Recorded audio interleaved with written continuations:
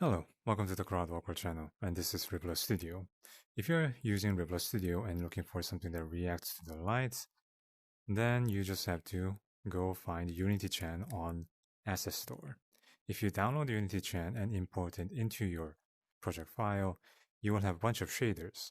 And out of those shaders, a UnityChan clothing shader will work in Ribla Studio, which make your character or anything react to the lights.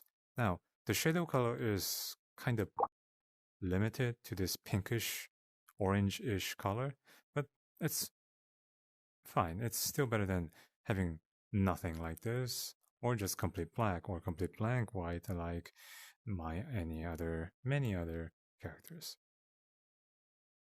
That's it.